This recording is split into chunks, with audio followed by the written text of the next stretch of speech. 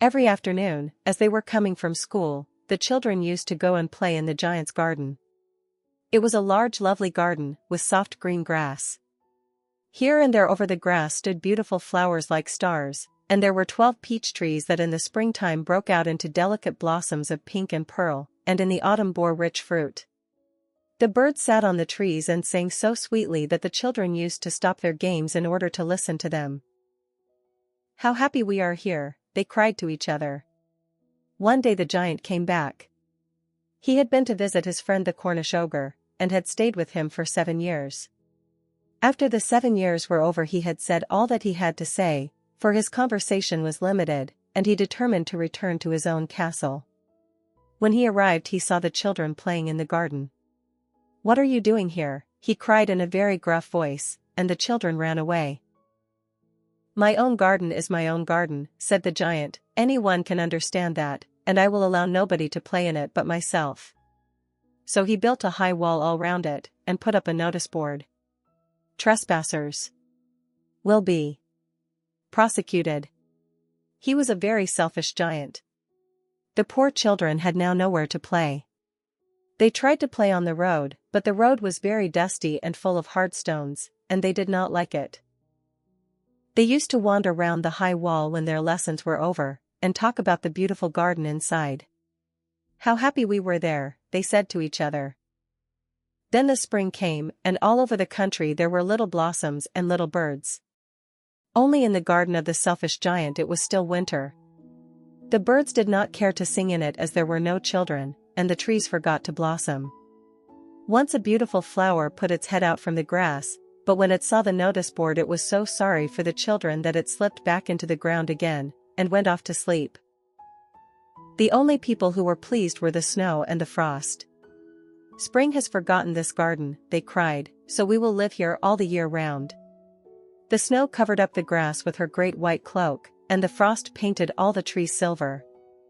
Then they invited the north wind to stay with them, and he came.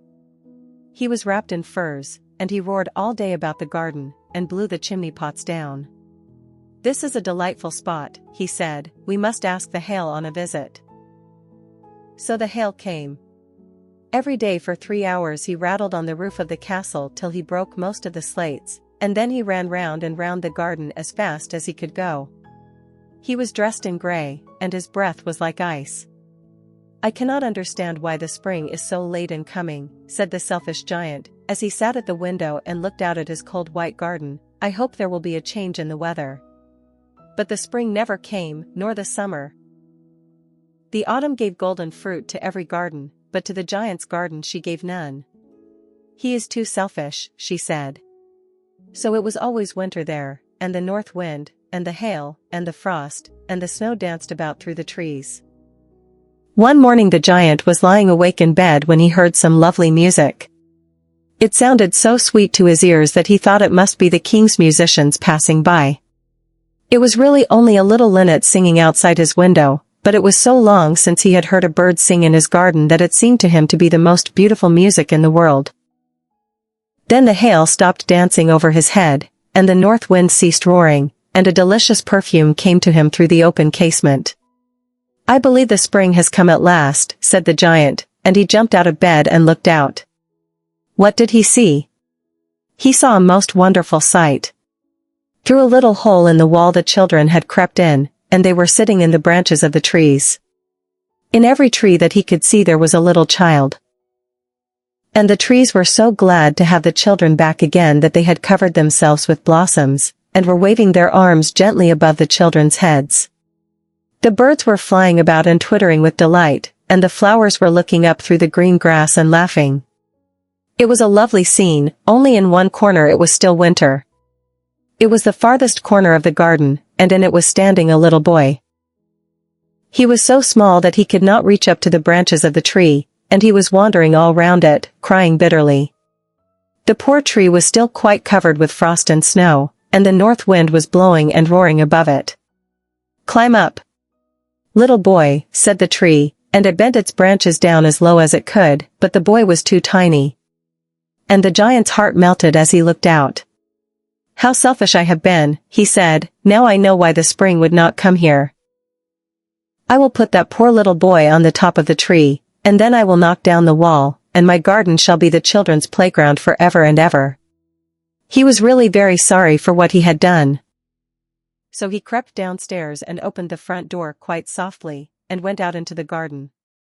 But when the children saw him, they were so frightened that they all ran away, and the garden became winter again. Only the little boy did not run, for his eyes were so full of tears that he did not see the giant coming. And the giant stole up behind him and took him gently in his hand, and put him up into the tree. And the tree broke at once into blossom, and the birds came and sang on it, and the little boy stretched out his 2 arms and flung them round the giant's neck, and kissed him. And the other children, when they saw that the giant was not wicked any longer, came running back, and with them came the spring. "It is your garden now, little children," said the giant, and he took a great axe and knocked down the wall. And when the people were going to market at 12 o'clock, they found the giant playing with the children in the most beautiful garden they had ever seen. All day long they played, and in the evening they came to the giant to bid him goodbye. "But where is your little companion?" he said, "the boy I put into the tree." The giant loved him the best because he had kissed him. "We don't know," answered the children, "he has gone away." "You must tell him to be sure and come here tomorrow," said the giant. But the children said that they did not know where he lived, and had never seen him before, and the giant felt very sad. Every afternoon, when school was over, the children came and played with the giant. But the little boy whom the giant loved was never seen again.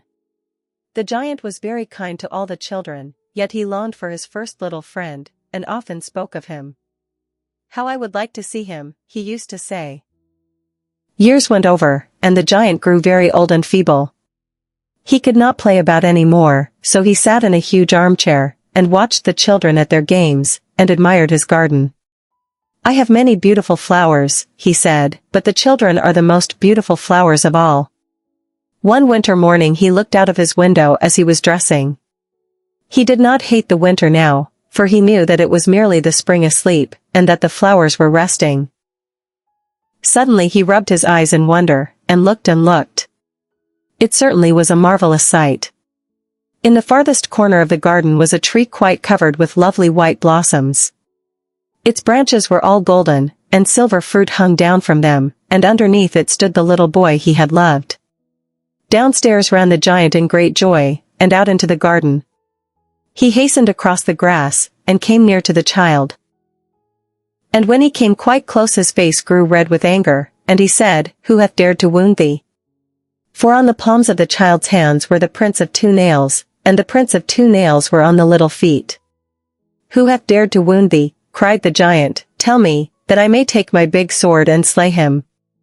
"Nay," answered the child, "but these are the wounds of love." "Who art thou?" said the giant, and a strange awe fell on him, and he knelt before the little child.